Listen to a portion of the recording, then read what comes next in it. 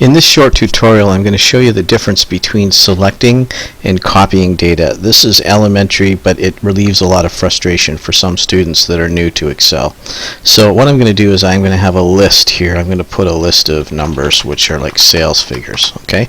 And I've got, let's say 3 sales figures that represent different orders that maybe we've sold in the last week or so.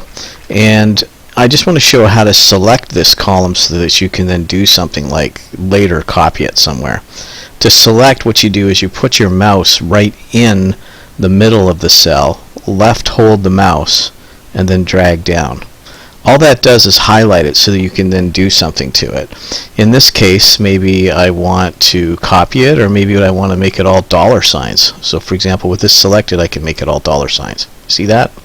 Now, the other thing I might want to do, though, is I might want to copy cells. For example, here's an example. Maybe I have a formula and I want to multiply each one of these.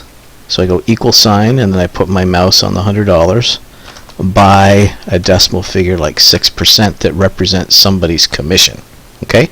So I go equal sign B5 times 0.06, enter, and that calculates their commission. Now if I want to copy this formula down, I don't put my mouse in the middle of the cell. What I do is I put my mouse at the bottom right, and then over the little square there, that's called the fill handle right here, and I left hold my mouse and then I drag.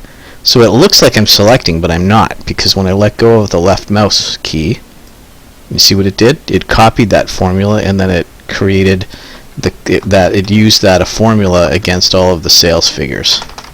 So what I've done here is there we go, commission.